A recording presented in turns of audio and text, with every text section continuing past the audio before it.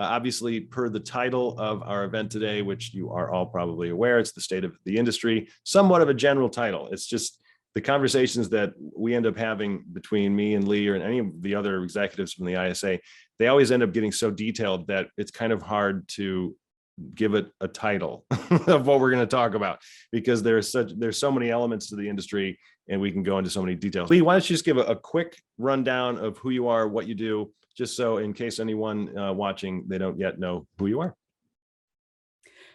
Thanks for having me. First of all, it's been a while since we did one of these, and I feel like every year in COVID years it's been like 7. Yeah. So I know that we did something fairly early on, and I think around this time last year, but it seems like eons, it's a blur. Right? It's a blur. Exactly. Yeah. Exactly. So thanks for having me back. Always good to hang out with you, and we get to catch up for a minute too, which is lovely. Right. So I'm a career coach for screenwriters. I work with screenwriters who are everywhere from just starting out to all the way to studio writers, showrunners, et cetera, et cetera. A brief history on me. I started as a writer myself, was lucky enough to find just enough success early on in my early mid-20s to realize I had no desire whatsoever to be a working writer. It was not my jam. Really loved development though. So moved over to development, was lucky enough to know enough people so that one of them hired me. And quickly realized that wasn't a fit either, because I found that I was more on the side of the writer than the side of the production company. And when the production company pays you bills, your loyalty is supposed to be squarely in one place, which I totally got. So after a few years of development, I ended up leaving development because it was just too emotionally kind of unnerving to me. At the end of the day, we made a couple of movies every year and it was great, but I found that I didn't really celebrate those. I was lamenting the calls that I had to make to writers to let them know that we're letting options lapse or the company mandates have changed, so we're going in a different direction, yada, yada, yada. Company mandate. It's the industry is an ever-changing beast. Yeah. And so from there, I went on to run scriptshark.com for a minute. I started a seminar series with Final Draft that the New York Times sponsored for us. About the business of screenwriting, because I was, as a young screenwriter and then as a young development exec, I was afraid of making a lot of mistakes that I then saw writers make. And I felt that there wasn't enough resource there to really talk to writers about the business side of the industry. And so I started this seminar series that we took all over the country, and I was lucky to have Final Draft with me and New York Times and whatnot. And really that's what got me into coaching, because writers then found me and said, hey, will you work with me one-on-one, which initially I found to be very perplexing, but ultimately found my path too, and have been coaching writers for a million years now. It's what I do all day, every day. I consider myself a bona fide industry observer, because that's, I have to report back on that. Yeah. What year is it that I started coaching? Yeah. I started unofficially 2007, 2008. Okay. I took my business public. I had about 20 clients, and I didn't think there was a there. But one night I had a client in from out of town, and we had dinner with another writer, and they ambushed me and they're like, you need to do this full time. And I was like, I don't understand what this is. Like, I don't know what you're talking about. But 20 writers is a lot. I mean, that's not like a shortage of work. No, but it was very like, it kind of came together. It wasn't anything I had planned for, or, I mean, at this point I work with over 150 writers at any given point in time. Yeah. So I'm a big believer in no regrets.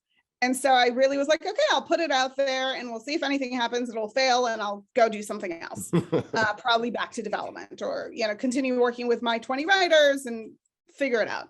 But it took off. Within 2 months, it became a full-time job. It was one of those things that was, you kind of watch it happen. And the only way you can explain it is that it's kind of a miracle. It's magic. Don't really know how it happened, but here we are. It also proves that, it proves that you're good at what you do, that you're able to do this for as long as you've been doing it. But the success stories, speak for themselves, but it also proves that writers need this information, that people are consistently looking for this assistance of, it's one thing to be focusing on craft, which my consulting focuses a lot more on. I'm coaching and educating. Lee does that, but she also has much more emphasis on career planning. I don't do as much of that. I've sent a lot of writers over to Lee because a lot of questions they have, I'm like, I think you can probably just ask Lee. She's going to know more than me. But it just shows that these types of events, you as a coach, are necessary. And so everyone who's watching live right now or watching the recording, you're already smarter than a lot of other writers. And I'm honestly, because you need to be educating yourselves. And that's obviously my role as at the ISA, Director of Education. But it's also because, and I'm sure Lee, you can speak to this, that I've been doing this in terms of working with writers for almost the same amount of time, technically speaking, 2008, 2009. Not as specific until maybe 2016, where I've been doing the story farm, but we get the same questions all the time.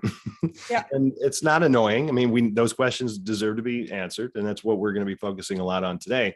But it just goes to show that writers need these answers. To segue a little bit. I think it's also important to recognize that we are working in a living, breathing, ever-changing industry. So some of the answers change over time. That's true. I mean, my focus is, I don't believe you can't build a career without great writing. My focus is career-driven. And, at the end of the day, I have the job that I have because writers are smart enough to kind of seek help and ask those questions, right? Right. So I do think it's an important thing to keep asking questions. Like my most successful writers are the ones that kept going, I don't get it. Can you explain this to me? I'm not sure about this thing. This may be a really dumb question, but I always say there are no dumb questions, but if there are, ask me. But yeah, I mean, I think just asking questions and getting the information, understanding the industry is dynamic, is incredibly important. Totally. I feel like for screenwriters, there's never a time where you say I've arrived, that idea of I've arrived. There's always an evolutionary process to your talent and craft and career and what you're trying to do. Because even if you get a movie made, it's hugely successful. What's the next project? Yeah. Because just the $1 million paydays just don't really exist anymore for new and upcoming writers. And even when they do, I mean, last year I had one of those miracle events where a new writer sold a script for $1.5 million. Unbelievable. Which just doesn't happen anymore. No. Even so, then it's about, being a screenwriter is an exercise in reinvention, right? Yeah. It's the next script, it's the next pilot, it's the next thing that you pitch on, it's whatever it is. It is constantly about that next thing. So even when you do have those very rare win Hollywood kind of stories, you hope that's not the end of the story, because if that's the end of the story, the writer's no longer working. Yeah. They took their money there, they went away, and it's done. Right. Which, for some writers, they want that. It's just that the industry isn't really set up to work that way anymore.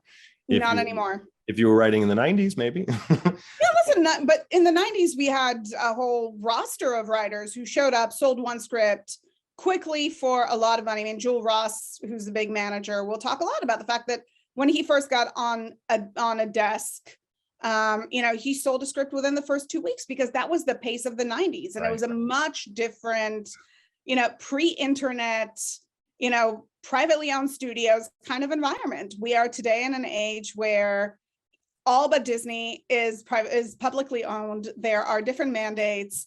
There's internet and texting and whatnot. It's, the kind of the smoke and mirrors of the 90s are gone. So we really don't live within a business model where one can show up, sell a script, and be done. Yeah. Selling a script right out the gate is very, very difficult. Yeah. That was one of my rapid fire questions. So I'll just cross that one out at the end of our format here. And the format is just going to be kind of this, everyone. Lee and I going back and forth. But then the last 20 minutes, I have a bunch of questions, commonly asked questions. That I'm just going to fire away, and Lee will give answers to them. It'll probably be answering some of the questions that I'm already seeing popping up in the Q&A, which is great. If you have questions, put them there. But to segue into a slightly different topic, and it's in reference to what Molly was putting in the chat box comment section here. We do have an event coming up next week with and for the ISA. It's a virtual pitch panel. We've done these many times before, and writers are going to be pitching to pros on a panel, and they're going to be giving comments back. It's a part of the ISA's Fast Track Week. So ISA has a fellowship called Fast Track, and it's becoming a pretty cool and prominent fellowship, but I think that little segue can get us moving into what contests are looking like today and what can we expect next year. And I guess what I'm sort of alluding to is just the size of submissions that are going to the big contest right now. Austin had over 15,000, which is insane to me. And so what are you seeing in terms of those so-called trends this year from contests? And because I hear a lot of writers saying, I won a contest and it was relatively well known and I didn't get one phone call, nothing's happened. And so expectations there from a contest and fellowship level. So there are a lot of kind of different things to unpack here. So yes, we've definitely seen submissions blow up last year and this year because, for the better part of both years, we had writers sitting at home, oftentimes suddenly with time to write they didn't have before, whether it was that they're no longer working or they're working from home but not driving, or they used to go out 5 nights a week and are suddenly home because hello pandemic. So we did definitely see a huge increase in contest and fellowship submissions. I'm actually expecting that to go down next year. I'm not expecting it to go down this year because this year we're still capitalizing on 2020, 2021 work.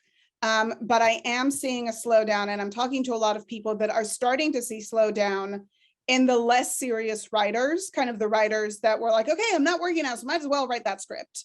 Okay.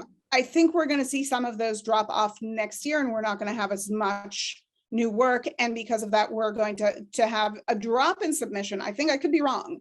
But from everybody that I'm talking to, there's droppage in, kind of online classes and various things that are happening that indicates to me that we just, writers' focus is once again being a little bit more precarious, much like it was in the days before the pandemic, and that there's job and there's going out and there's, people are getting rehired, people are starting work again, people are going back in the office, whatever it is that people are doing, it's taking away this exclusive focus that a lot of writers were able to put on the writing for a period of however many months, be it 12 or 18 or whatever it was that they worked with that they didn't have before in the same capacity. Yeah. I am finding, part of what we're seeing right now, the lack of hunger that we're seeing from representation, which I'm seeing as well with contest winners, is that ultimately I think that we had a number of events happen back to back to really challenge where representation is right now, right? So we can't just look at the pandemic, right? We have to look a year before that. We have to look at the big fight between the WGA and the ATA when writers across the board fired their agents, and a lot of managers that tend to be much more friendly to new writers breaking in took on a lot of clients, right? There was a huge opportunity suddenly to take on clients that weren't managed previously. They were purely with an agent. Suddenly the agent is no longer working for them. They need to get staff. They need to get working. They are going to suddenly sign with a manager, and managers saw opportunities and really grew their lists in that time. They also grew their lists in that time because don't forget, in 2020, we were heading towards a writer's strike, which everybody thought was a sure thing to happen until the pandemic happened, at which point you lost your appetite, or the industry at large lost its appetite for another strike, right? You don't want to be the body enforcing a second work stoppage on top of an existing work stoppage. That's just not good for anybody. So suddenly we find ourselves with managers that have grown their list significantly, but we have a pandemic, and they've also been trying to get those writers working ahead of the strike, right? There was a lot of like, let's get all the nuts that we can get before the famine. But suddenly all these writers are not working because there's a pandemic, right? So writers' rooms are shut down. Yes, there are some shows that continued. It wasn't across the board, but I had a ton of writers. I had working writers in one of two positions. One, they had a contract about to close for a writing assignment. All of those got closed in like the first 20 days of the quarantine. Everybody got sent off to script because studios were like, okay, let's get this thing going. But I had a ton of writers that were like, well, my room was supposed to start in April, and then it starts in whenever, in September. So suddenly you are losing weeks and months of pay. So we have representation that has loaded their lists with clients that they were planning on getting paid from, but many of those clients didn't work, some of whom are not working yet. And I'm certainly hearing from my friends in representation, hey, I know that Nickel top 10 just came out, but I have to be really careful because my mid-level writers and my lower level writers have really suffered through the pandemic, and I have to get them staffed again. So we're seeing this move to kind of hold your horses. We have to take care of our previously working writers before we can dedicate ourselves to new writers. We're also seeing a huge move from agenting to management. We saw companies like Rise start up. We saw big names like Tanya Cohen, who's a huge agent, going from agenting to manage big names. So there's been a lot of shifts in this space. And I certainly find that there is less appetite or less aggressive appetite at the moment for, okay, who won this competition? Who's the top 10? Who can we read over here and over there? Simply because people are still trying to get their writers situated. But the good news is that I do think it's happening. And I do feel like the industry, for what it's worth, has pretty much cracked the code on how to work with a pandemic. Yeah, because a lot of the same things were happening at the studio and production company level, where they had a log jam of projects that nothing was getting made. And so by the time production did start up again, they had to go back to the old projects and not necessarily consider new scripts coming in. So this lack of accepting new material for consideration, even though the irony is that writers were hearing, well, there's so much development going on. But there is a lot of development going on, but you have to remember that there's already money invested in these projects that were developed and put on hold. And I do think that we're getting them through the system, and they're getting shot, they're getting made, they're moving forward. And I do have writers that are selling things, right? I have one client who's out on a big studio assignment now, and the deal's in negotiations. I have another client who just sold something to another studio that's a new franchise. So I do see things moving on a higher level. Usually when there are big attachments, I have no question that the appetite is coming back, because if there's one thing that the pandemic made clear, is that content is going to be a must moving forward. Yeah, I was just going to say, imagine this pandemic happening before the streaming boom occurred. That would have been depressing. It would have been so bad. There would be no, I mean, the unbelievable luck is that there are so many channels and sources to be distributing. And so they have to fill that time. And it's not just on the network side anymore. No, it's across. I mean, listen, network is over only about 20% of our programming at this point. Yeah. We just faced a potential strike with IATSE and the AMPTP that got resolved. And there was a lot of conversation, for those who don't know about this, just to give you quick background. IATSE is the union that represents a lot of working filmmaking professionals. So it's the Association of International Television Stage Employees, something to that tune. So, the gaffers, the grips, the cinematographers, a lot of people, well, not the cinematographers, they have their own union, but a lot of the kind of the working people physically making that content on set, whether they are, again, gaffer, grip, wardrobe, makeup, whatever. Crew. Yeah. So there was a lot of conversation that I was having with people in the industry. Will this strike happen? And the belief was that there's two ways to think about it. One is, the industry needs content. We just went through a work stoppage. Nobody wants it again. The other side that a lot of people thought was actually what was going to be the kind of guiding light here is, listen, Netflix is the one that has to come to the table. They're making the most content. And the belief is that they have 2 to 3 years of content ready to go in their vaults. Ultimately, there was no strike. Which to me leads me to believe that Netflix doesn't have 2 to 3 years of content in their vault, so they can sit on this and stretch out the negotiation, or at least not the sort of content that can keep them as the leader of the pack. So ultimately, I found that everybody wants to keep creating content, right? Because content got us through this. And, we have had all types of variety of launches since the pandemic started, from, Quibi that went belly up, to HBO Max that was a rocky start to say the least, to many other things, Paramount Plus and and Peacock and all the things that are happening. And it's all about the fight for the viewer, right? It's all about trying to get the viewer to pick your streamer and stay with them. And we saw HBO Max go to real serious extremes. Warner Brothers committed its entire slate of 2021 of movies, of big movies, to release day and date through HBO Max, which did not bode well for them. And now they're admitting was a huge mistake. It didn't bode well with them for talent. It didn't bode well with them for reputation. It was seen as a move to bolster kind of the what was seen at the time as kind of the weakest streamer to have come out. I mean, I think it was Christopher Nolan that said that, in one fell swoop, filmmakers, and I am misquoting, so stick with me, in one fell swoop, filmmakers went from working with the best studio to the worst streamer.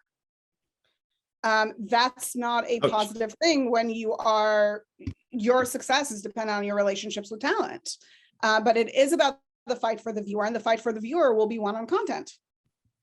Yeah, I mean, that was one of the questions I wanted to cover. Are streamers going to continue adding content? Like, do you see more and more, or is it leveling out, or will there be a slightly less? Because there was a number you threw out, I think, in 2019, like that we were kind of hitting an apex of like, what was it, 490 shows or something? We ended up at like 516, I believe. 516. For 2020 was the expected number. It was right around there.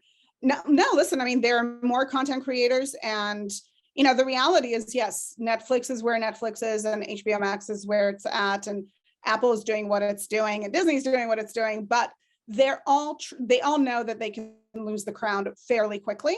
Mm-hmm. So, I have writers who are developing shows for all of those outlets, who are pitching to them.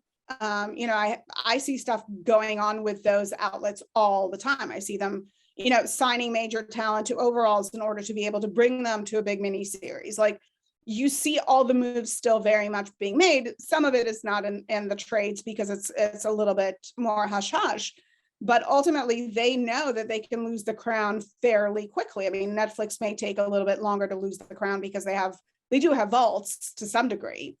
But they're going to continue to create content, because if that is your lifeblood as a streamer, if you don't have new exciting content, and we saw that with HBO Max, they really tried to take the best that Warner Brothers had to offer and put it behind the HBO Max brand, because the HBO Max launch was not considered a successful one. No, it was confusing, and yeah. Do I have HBO Go? Do I have HBO Max? And Listen, they launched a streamer with Anna Kendrick and Friends. No offense to Anna Kendrick or Friends, both fantastic in their own rights. It's just not enough to launch a streamer on and try to get the buy-in from people to come in and say, I will give you my hard-earned dollars because the content is there. They've definitely upped their game and brought out a lot of fantastic content since then. I mean, listen, we can sit here and analyze it in 2020 and talk about, should they have helped for 6 months or 2 months or gone when they went? I mean, the industry was making fun of them for, who launches in purple, right? The HBO Max launch was all purple. Who does that? It was not a well-received launch, to say the least. It was botched. Yeah. And there was definitely some turnover there that we saw. There was definitely, different messaging that we were hearing from development, from current and development over there, that they're for a while they were only buying from big talent, or they were buying everything, or only announcing if big talent is attached, but picking up everything they could. Yeah. So it varied. Like I said, it's fun. It's a fun industry to watch. It is fun. And like, for me, I think we can shift into features a little bit and just talk about movies, because like one random question I wrote just in my notes is, are we ever going to see a Shakespeare in Love type of movie in theaters again? This idea that it's just the huge movies now, and then all the other smaller movies, like Map of, what was that cute little time bending movie I watched on Netflix, is Map of Tiny Perfect Little Things or something. And as I was watching it, I'm like, there's no way this is going to go into a theater. Like, it's perfect for a streaming approach because people just aren't going to go out and watch movies like that. Is that ever going to change? Like, I think that's just the way it is now. Listen, I think that this award season is going to be really telling. Are those prestige titles that are potentially less cinematic, for lack of better word, that don't require that huge screen? Are they going to draw viewers into movie theaters now that we have vaccine mandates in place and people are going back to the movies? Are we going to see the numbers? Are they going to be there? Don't forget that, 8-9 months ago, they were talking about movies are over, right? The movie theater is done. Now suddenly we have Bond doing well and, a number of other releases that did well enough over the summer to imply, oh, wait, no, there's still an audience here. Yeah. I do think that there's a question of what is worthy of a big screen. Right. I watched Coda a couple months ago, which is an Apple release, which was purchased in Sundance for something ridiculous like 23 million. Yeah. Not to say that it's ridiculous for that movie, just we don't see those numbers. The previous highest sale at Sundance was 17 million. Right. And it's a small movie. It's a little, lovely, beautiful movie. But do you see that again in movie theaters beyond the Landmark or the ArcLight that is no more? Yeah. Because one of the casualties of pandemic is that the ArcLight went away, right? Which very much positioned itself as an art house, kind of like the commercial art house movie theater, if there is such a beast. Yeah. I do think there is a question, but I do think it's an evolving answer. And I think award season will be telling, are people going to see these titles? Ultimately, if people show up in movie theaters to see these smaller prestige titles, they will be playing in movie theaters because the industry wants to make money. Mm-hmm. It's a very simple equation. Yeah. Ultimately, I was eager to see Dune. I refused to see it on TV. I went to see it in a movie theater. Absolutely should have been seen in that format. And then I talked to a really good friend of mine who's a working client who said, yeah, I saw it at home and it just didn't resonate. And I think I made a mistake.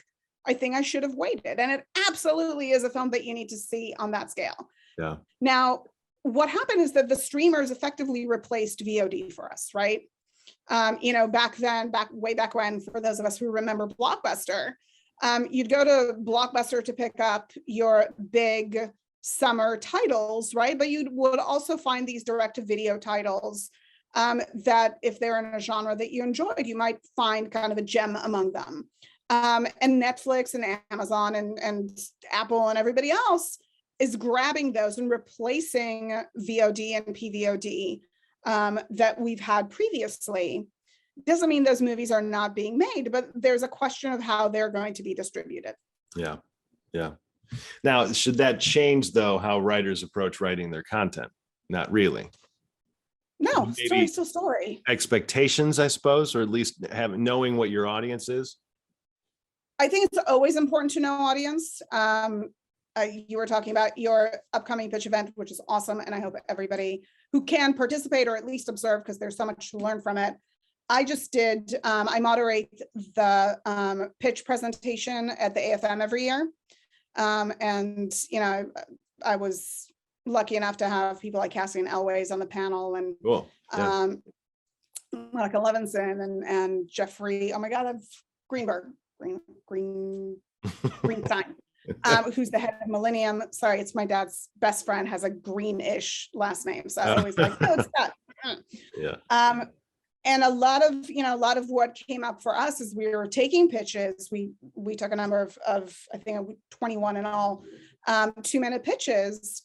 A lot of it and a lot of the feedback that the pitchers got from the panel was, what's your audience? I don't know who's watching this. And I do think you have to consider that. Mm-hmm. But you've always had to consider that, right? I remember when I was running ScriptShark 15 years ago, I got an email from somebody, or I think it was an email, or maybe it was even a written letter. It was like, this is a blockbuster for the Paul Newman generation. Well, guess what? My grandmother was the Paul Newman generation and didn't go to the movies. Yeah.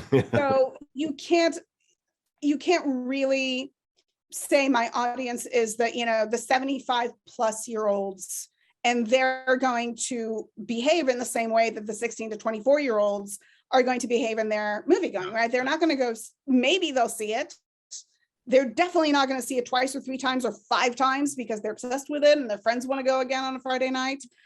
So you do have to consider your audience. You do have to consider whether or not there's audience clarity in the material and what is the behavior of the audience. Right. But you always had to consider that, right? If you were doing a prestige Oscar driven type content, ultimately it's probably not going to cost 150 million to make because prestige movies don't draw that kind of audience. Mm-hmm.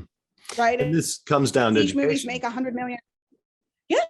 Because it's about understanding comps, understanding your space, understanding comparable titles in your space, understanding what they're made for, understanding who goes to see them, and then understanding what you can play with as far as the storytelling. Now, I don't believe in compromising the storytelling for the budget.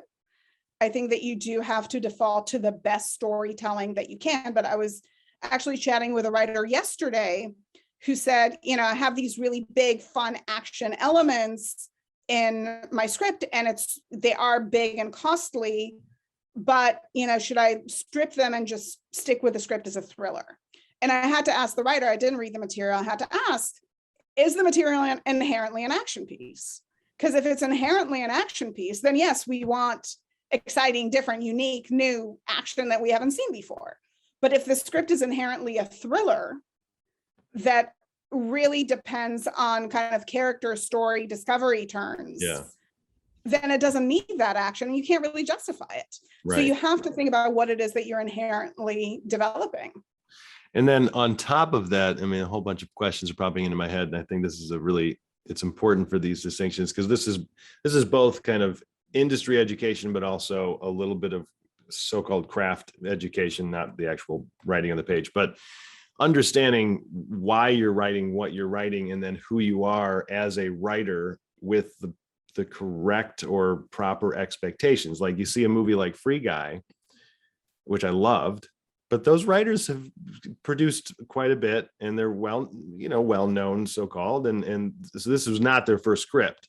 Nope. And so you have to also understand that you could be thinking, anybody watching or listening, to the recording, I have the next Free Guy. But if you've never had anything produced, it's just going to be a little bit more difficult for people to trust that the script's ready. Is that true or false? That's, I guess, what I'm trying to get to is I don't want to talk a writer down from going to write $100 million Dune, but Dune is Dune. It's a whole other type of thing. Yeah, listen, I think, first of all, what I see is a lot of writers kind of coming in and writing superhero movies, right? But invented superheroes. Yeah. Which is a challenge because, first of all, studio executives are so over reading superhero movies because they have to make them. And, they all own the properties that they own and they're only developing from those properties. So developing new superhero movies for me is usually a misstep because, the most costly writers in Hollywood are developing superhero movies as we speak. Yeah. And you have to ask yourself whether, executives want to read another one. And we don't really make those kind of projects without IP in place, right? Marvel and DC have been around for freaking ever. Right. Like, even if it's a side character, I'm not a big superhero person, so let's kind of sit with that. But, even if it's a marginal character that hasn't been used a lot, you've seen it somewhere. It's been on the cover of something. Like, there is brand recognition that goes into it and all those characters, and then some are being developed. Yeah. I can promise you that right now. Like, literally every piece of IP in the DC and Marvel universe is being developed in some way or another. There's somebody looking at it, thinking about it, considering it, developing it. Right. Something.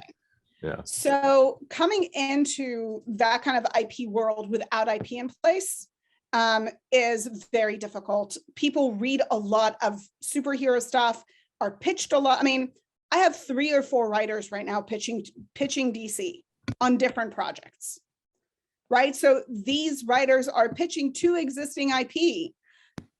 The people that are dealing in superhero are hearing superhero stuff all the time from some of the best people in Hollywood. Right. So coming into that is already a losing battle in my mind.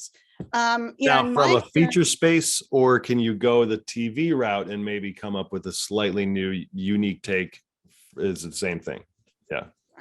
we're mostly developing IP there too. Right. Okay. Yeah.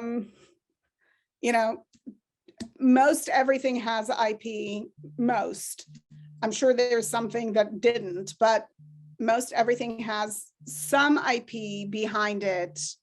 Even if it's a comic book or a graphic novel, that ultimately pushed it to where it is now. Yeah. Most things. And so I find that most new writers surface on character and world, right? Taking us into worlds or showing us characters that are unique and new and, you know, kind of take us authoritatively on a journey that we haven't been on before. Now, I get it, that's really hard to find, but I mean, I do think it's about, first of all, today it's about connecting the story and the storyteller. So you have to find a way to connect yourself to your work, even if it's thematic. But people are looking for an interesting voice, for something that they don't see all the time. Totally. And I have hopefully the opportunity in the near future, and I don't want to give names, but to be pitching to one of the biggest production companies with, I think it's literally the second biggest IP. If I told you, you'd be like, oh yeah, okay.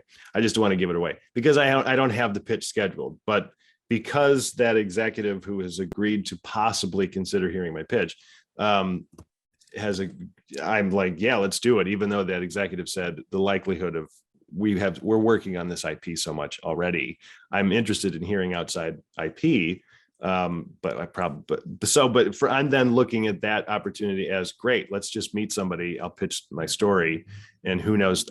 I think that's a good shift in terms of the next little topic here is understanding where you are in your career and using your projects that you're writing as samples, and understanding that more often than not, that's how one of the scripts that you're going to be writing, or all of the scripts you're writing, will be used. Like the likelihood of them just selling outright is extremely low, but the likelihood of those projects getting you work is relatively speaking high. I mean, you know, it's still difficult, but you know what I mean? Here's the thing. I think that a lot of writers lose sight, and especially writers coming into the industry, writers that are in the industry know this all too well. The majority of writers working in film and television today are not making their money selling scripts. Right. You know, somebody said to me like, well, Hollywood only makes 100 movies. Hollywood makes more than 100 movies a year. Let's be clear on that. Many of them are developed in-house. The way that most writers get paid in feature and TV work today is doing what has been termed writing pages, right? Developing something that they've been hired to develop. Now, it could be off of a pitch that they sold that they're then developing the script for, but they're being paid for it, right? They're no longer doing it speculatively. They're doing it on assignment. They could be in a writer's room writing somebody else's show. They could be doing rewrites on an existing script. They could be doing punch-ups. They could be adapting a book. They could be adapting a blog post. They could be doing any number of things, but they're writing it for hire. They're not writing it on spec. Yeah. And that's what a lot of writers lose sight of. So I do think, you know, my smartest writers that have found the most success, of course, they wrote everything in the hopes that somebody finds it and falls in love with it and wants to make it. Like, of course, there's no question about it. But I think that it's also important to recognize what is the job of a particular script, right? Is it to get you in front of representation? Is it to get you in for staffing? Like, what is the job? Is it to land you a big studio writing assignment, you know, with Emily Blunt attached to star? Like, what is the job of the thing that you're writing? Of course, we want it to set up. I'm not taking away from that. Of course, we want to get paid for it, but you have to look at it statistically. Like we stopped, you have to acknowledge that the industry at large stopped kind of tracking specs as what's sold. We changed our language. The language is what got set up. Yeah. Because we're not selling that much. Right. Right. If you look at it as what's sold, that's freaking depressing. Yeah. You know, especially if you're looking at it coming from the 90s market, right, where things were selling left and right. You know, it was a bit of a Wild West in comparison to that, where we are today. Yeah. We are setting up a lot more projects than we're making. And setting up means there's a production company that got involved. There's a studio that got involved. There are attachments.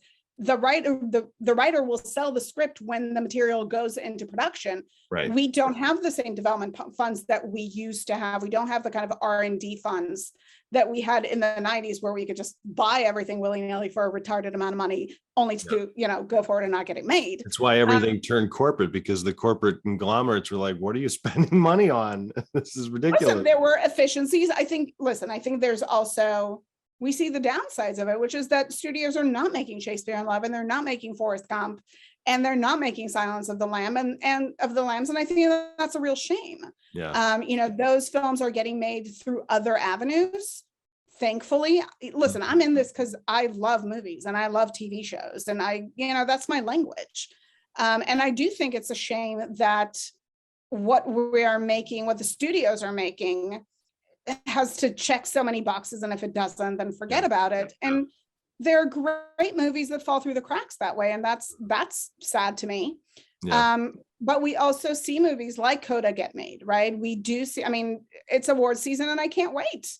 There's so much stuff that I want to see, but most of it is not coming, or was not originally made by the studios. Yeah. So there is a shift here. Kind of wanted to hit some of my little rapid fires here, and we'll try to just keep them relatively short. And, obviously all these questions can lead to longer conversations, but a lot of questions I've been receiving, even just in the past 2 or 3 months with my writers. When do you know your script is ready? When you vetted it with enough people that are critical but fair, and they tell you the material is ready to go. Not everybody's going to love it, but you have to have those few people that you trust, who are critical, whose taste level you agree with, and they've been hard on you in the past, and now they're like, yeah, no, it's ready. So I'm trying to keep it rapid. So no, it's great. I love it. We talked about screenplay contests. Generally speaking, the question is, are they worthwhile? Which ones should I apply to, and why? Maybe you can speak to that just a little bit. So yeah, I do think the competitions are still worthwhile, especially if you're not in LA, especially if you don't know anybody, you're trying to get work surfaced. It's kind of your first step to building pedigree for your work. Obviously, ISA has some great competitions. Definitely advocate for those. On the feature front, we have the Nickel. That's kind of the one to rule them all. Most everybody else does both features and TV. So we have Page, Austin, Final Draft, Tracking Board, Tracking B, Script Pipeline. Who am I missing? Those are like the biggie bigs. There are many of them. You just really have to, to consider. Look, who is the judging body? Like, you use competitions for access. Don't use them for the prize money, because who cares? At the end of the day, it'll cost you more in submissions. Not to take away, but ultimately, it's not about the prize money. It's not about another copy of Final Draft as much as a Final Draft. It is about access. So you want to find those competitions that grant you access to people in the industry. You want those competitions where final round is being judged by people in the industry, or you get meetings with people in the industry as part of your prize. Like, that's what you're looking for with competitions. Yeah, great. Do you need a manager? How do you get one?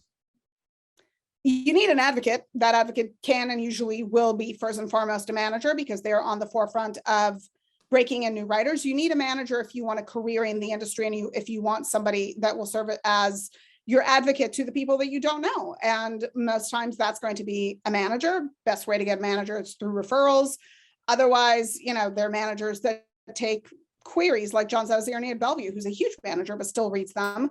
Competitions, online pitches, introductions, blacklist websites, again, referrals. There are many ways to skin that cat. Cold outreach can work. The percentage is a little low in terms of response, but it's low anyway. It's a relationship business. If you can get a referral in, that's the way in. But if you don't have a referral in, don't be like, I'm going to sit on my hands because I don't have a referral. Right. Use what you got. Don't let anything be beneath you. Do what you got to do in order to get your work out there. Advocate for it. Until you get a manager, you are your own best advocate. It's your job to advocate for the work, and it's a sign of your pride in the work that you did. Micah is saying, can you repeat that list of how to access reps? It's contests, referrals, pitch fests, networking events, online pitches that are going on. Stage 32 roadmap writers do them. Queries, the Blacklist website. If they do some promotion, if your script gets enough visibility. I know Coverfly is doing some things. Virtual Pitch Fest is great, which Mateo just asked about. Everything and anything that you can find. I get this a lot. Do I need to write in one genre and stick to it? So I am a believer that when you're starting out, you want to have a general genre area. It doesn't all have to be like super focused, but you have to know whether you're writing dark space or light space. The reality is that a manager is going to talk about you as a type of writer. And the writing better reinforce whatever they think the type of writer that you are, because they're going to send your writing in as a sample. When a development executive wants to sell you as, the guy or the girl for a writing assignment, they're going to talk to you about, I loved what they did, in their family dramas with a heart.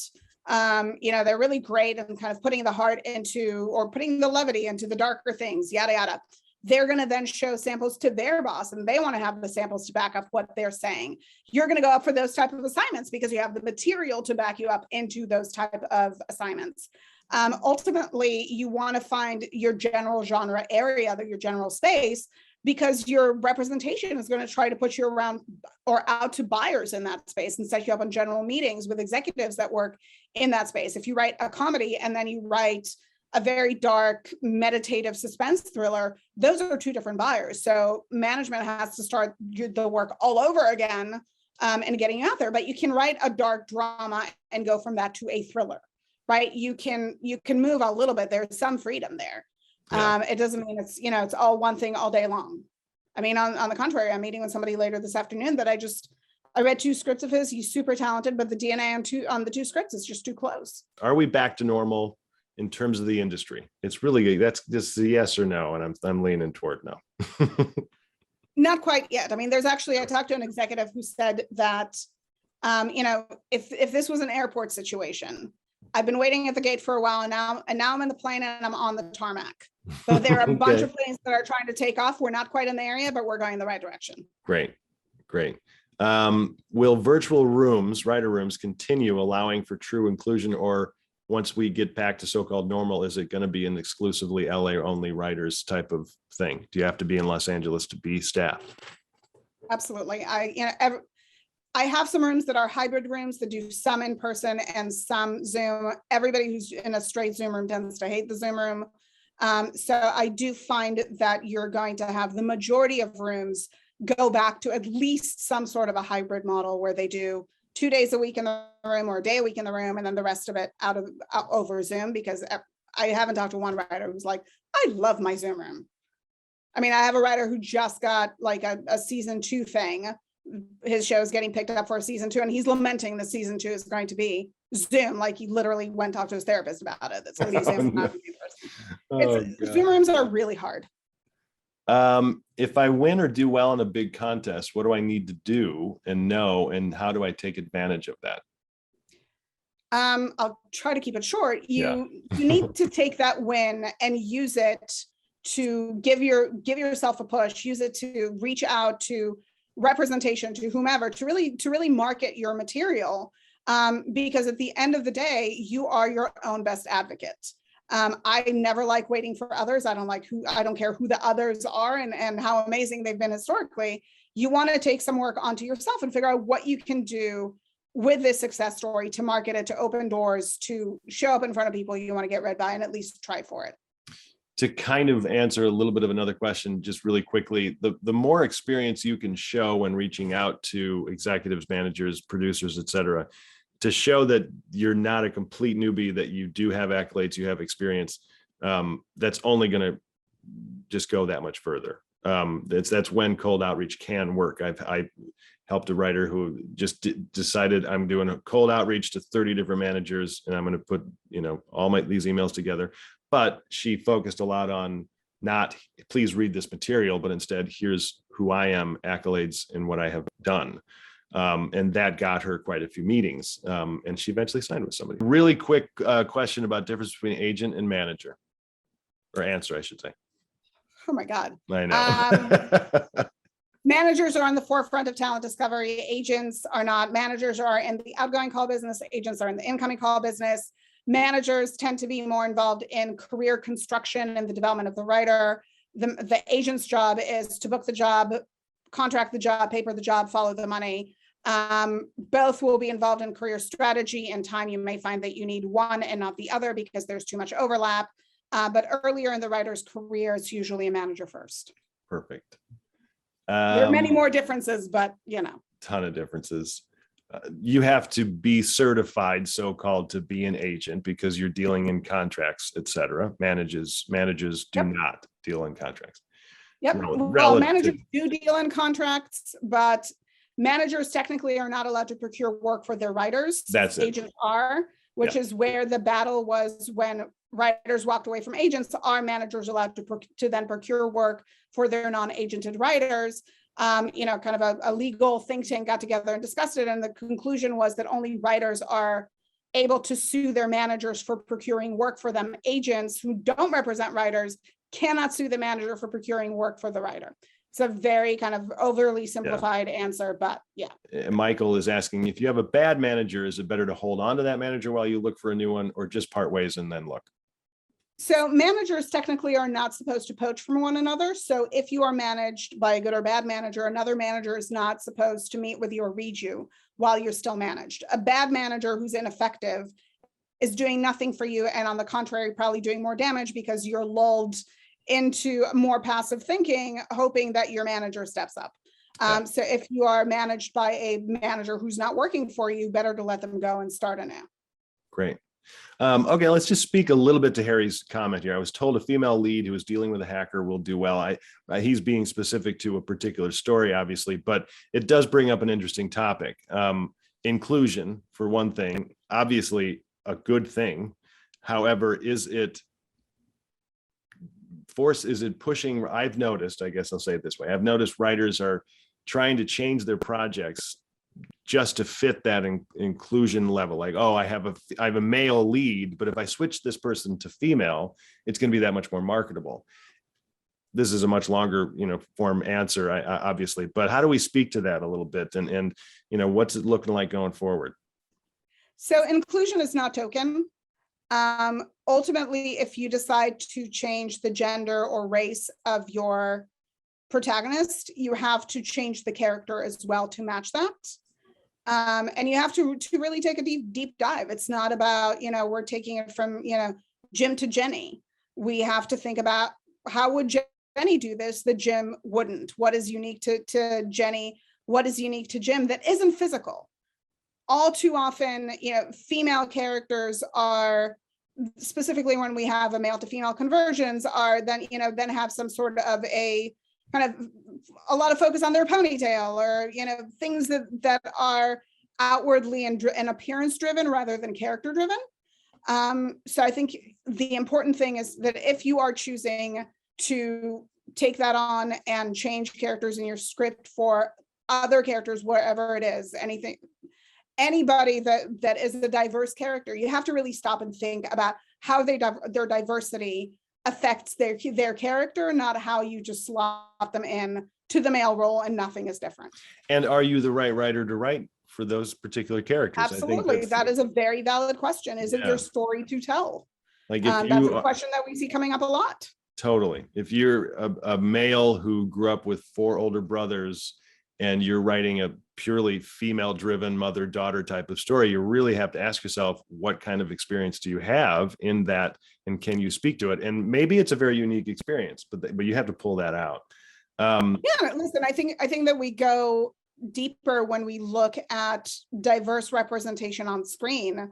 If you are, a very kind of standard straight white male writer, not straight white males, but ultimately you want to write a movie starring a Muslim trans boxer, whomever. I don't know. You have to ask yourself, is this my story to tell? Yeah. Right. And don't get me wrong, like sometimes you will find the answer to yes. I have that brings you to a yes. A very good friend of mine made a film that she directed, that she wrote, that starred an entirely BIPOC cast. She felt very connected to the material. She's been pursuing it for a million years. It hit close to home for her. So I think there are paths to that answer, but you have to know that you're going to face that question. Yeah. And so you have to think through whether or not that story is one that you can truly make yours.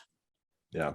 Yeah. And it's kind of speaking to what Mateo's asking, wouldn't research be enough? And arguably, sure, but it depends on the type of research. And you have to ask the question, like Lee was just mentioning, are you the right person for this? But can I bring someone in who has this direct experience, and can we work together in some way?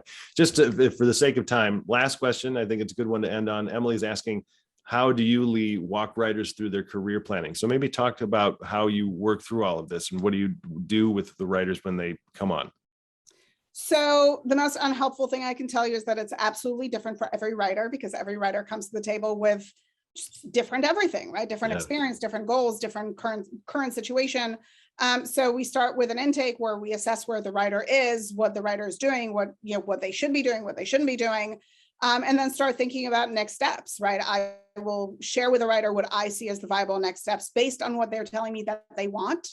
The path to that, if we continue on together, we'll do annual goals. I have a bunch of proprietary goal sheets that I've developed over the years. So we can do annual goals, we can do quarterly goals, we can do monthly check-ins. We really try to identify a plan that is clear for the writer, that lives in harmony with where the writer wants to go. So a really big, important thing for us is, where do you want to go? What is the writer that you want to be? What do we need to do in order to get there? Do we want to do those things? If we don't want to do those things, where is that going to take us? Do you want to go there? So really thinking through what we're aiming at, and thinking through the steps to get there. And there has to be a harmony between the two. Because you're dead on. It is different for every writer. It is. And which is what makes my job super fun, because no two conversations are ever exactly the same. Any last little comments or remarks or advice or anything, Lee? Anything you wanted to add? We were a growth industry before the pandemic, and I think we are continuing to be that. Are we hitting some bumps right now with representation and with projects, kind of being stuck in the funnel and needing to get through? Like, absolutely. But this continues to be a growth industry. I'm seeing a lot that is super exciting to me. I have more and more people, not only getting signed, but getting out there, getting staff, setting things up, selling things, writing on things, getting their first jobs. It's never going to be easy. It never was. You have to kind of get ready for the battle. But I think if you're passionate about writing, if you're passionate about a career in the professional space, and you are willing to put in the hard work to really push the content to its highest level, and get yourself out there, get yourself seen, read, recognized, then good things are happening here right now. It's a really exciting space to watch. It is. And I love that I can see like a movie like Finch actually got made. And I watched it and I was like, I can't believe that movie got made. And I was like 58% enjoyed it, mainly because I love Tom Hanks. But it's just fun to, like, they're making those movies, even though it is kind of a big, special effects type of thing. But it was a really small movie within a really big world. And I think that is fun to see. And so there's room for these other types of movies. And then, of course, going on in the other side, that these very diverse, new, different, and unique languages that are coming out. And it's all positive stuff, everyone. It's never going to get easier, but the more you are on events like this with us, and the more you're coaching yourselves and teaching, reading scripts, that's one thing that I cannot emphasize enough. Just read as many screenplays as you can, if you can't afford coaching. I put Lee's URL up there. It's pretty easy, leejessup.com, and you can read more about what she does. Although we're coming down to the end of the year here, so the industry is going to be going on vacation soon. So will the ISA. I hope you, Lee, also have some form of a vacation. Time will tell. Yeah. All right. Well, thank you, Lee. I appreciate your time. Thank you for having me. It's so great to spend this time with you. And thank you, everybody, for participating in all the questions. It's awesome. Cool. Well, early happy holidays. And thanks again, Lee. Lee. As well. We'll talk soon.